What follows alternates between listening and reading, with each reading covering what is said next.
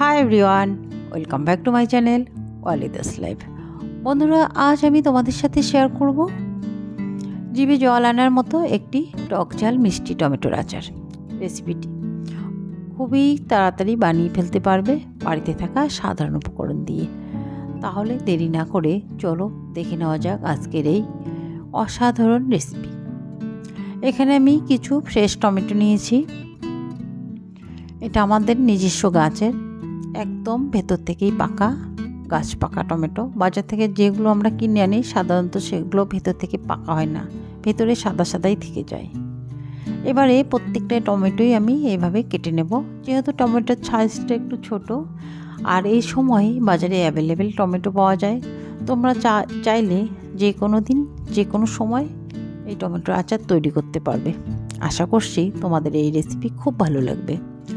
ভালো লাগলে একটা লাইক দিয়ে কমেন্টে জানাবে, আর বন্ধু আত্মীয়র মধ্যে শেয়ার করে দেবে। আর চ্যানেলে নতুন হলে একটা সাবস্ক্রাইব করার অনুরোধ থাকলো। সাবস্ক্রাইব করে পাশে থাকা বেল নোটিফিকেশনটি তোমরা অল করে রাখবে, যাতে করে আমি ভিডিও আপলোড করলে সর্বপ্রথম তোমাদের কাছে পৌঁছে যায়। সবগুলো কাটা হয়ে গেল, এবার প্লেটে ঢেলে নিচ্ছি। আর এই টমেটোটা কিন্তু আমি আগেই ধুয়ে পরিষ্কার করে নিয়েছি। আর পরে ধুলে কি হবে, জল জল হবে। একটা মশলা তৈরি করে নেব। এখানে জিরে দিয়ে দিলাম, মৌরি দিয়ে দিলাম, গোটা ধনে, 5 ফোড়ন, আর একটা তেজপাতা, আর 4টে শুকনো লঙ্কা। এটাকে আমি লো ফ্লেমে ভেজে নেব। একটা মশলা তৈরি করব। আচারের যে মশলাটা আমরা তৈরি করে থাকি সাধারণত আমি সেই মশলাটাই তৈরি করব।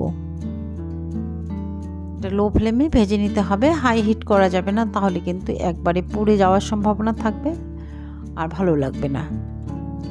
এবার এটাকে অন্য পাত্রে নামিয়ে ঠান্ডা করে নেব। ওই পাত্রে রাখা যাবে না। এটাকে আমি মিক্সিতে গুঁড়ো করে নেব। এবার একটা কড়াই বসিয়ে এখানে দিয়ে দিলাম সরিষার তেল। যেহেতু আমি টমেটোর আচার তৈরি করব, সেহেতু আমি সরিষার তেল দিয়ে করব। তেলটা একটু বেশি দিয়েছি। একটা শুকনো লঙ্কা ফোড়ন দিয়ে দিলাম, আর দিয়ে দিলাম 5 ফোড়ন। ফোড়নটা একটু ভাজা হয়ে গেলে আমি টমেটোটা ঢেলে দেব। টমেটো দিয়ে একটু ভেজে নেব তেলের সঙ্গে, তাহলে কিন্তু খুব সুন্দর হবে। অবশ্যই এটা 2 থেকে 3 মিনিট ভেজে নিতে হবে। আর ভাজলে আচারটা সুন্দর হবে।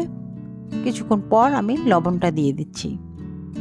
লবণ দিলে তাড়াতাড়ি গলে যাবে। এবারে 2 থেকে 3 মিনিট ভেজে নেওয়ার পর লবণটা দিয়ে দিলাম, স্বাদ মতো লবণ।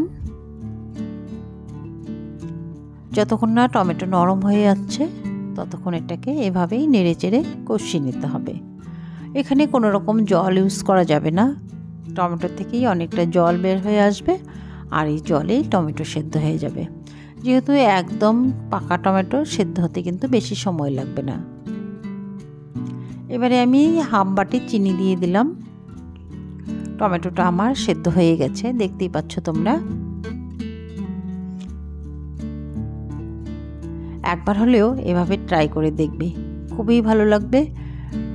এটা রুটি পরোটা যে কোনো সঙ্গেই পরিবেশন করা যাবে। আর এটা সংরক্ষণ করেও কিন্তু অনেক দিন খেতে পারবে। নর্মাল ফ্রিজে রেখে দিলে অনেক দিনই থাকবে। এটা একবার বানিয়ে অনেক দিন পর্যন্ত খাওয়া যায়।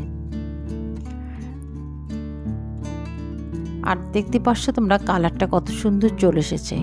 এটা কিন্তু প্রায় হওয়ার দিকে। এবার আমি যে মশলাটা গুঁড়ো করে রেখেছি এখানে বড় চামচের 1 চামচ দিয়ে দিলাম। দিয়ে আর একটু নেড়ে চেড়ে নেব।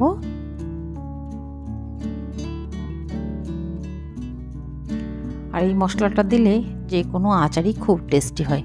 যে কোনো আচারেই এই মশলাটা দেবে, খুব ভালো লাগবে। আর এখানে 1 টেবিল চামচ আমি লেবুর রস দিয়ে দিলাম। চাইলে তোমরা কিন্তু ভিনেগারও ইউজ করতে পারো। আমি লেবুর রস দিয়ে দিলাম। এটা দিলে টমেটো আচারটা অনেক দিন পর্যন্ত থাকবে এবং টেস্টটাও অনেক বেড়ে যাবে। এটা আর একটু নেড়ে চেড়ে নেব, একটু শক্ত হওয়া পর্যন্ত। এটাতে জল জল রাখা যাবে না, যেহেতু আচার। এটা কিন্তু হয়ে গেছে, দেখতে পাচ্ছ। খন্তিতে নিয়ে একটু ঢেলে দিচ্ছি। খুব তাড়াতাড়ি পড়ছে না, আস্তে আস্তে কিন্তু এটা পড়ে যাচ্ছে। আর দেখে মনে হচ্ছে এটা কতটা ইয়াম্মি, কতটা টেস্টি হতে পারে। এবার এটাকে আমি গ্যাসের ফ্লেমটা অফ করে নামিয়ে নেব। এবার এটাকে নামিয়ে নিচ্ছি। দেখে মনে হচ্ছে যে এটা কতটা টেস্টি হতে পারে। আর আমরা শেষ পাতে তো টমেটোর চাটনি খেয়েই থাকি। এইভাবে তৈরি করে খাবে।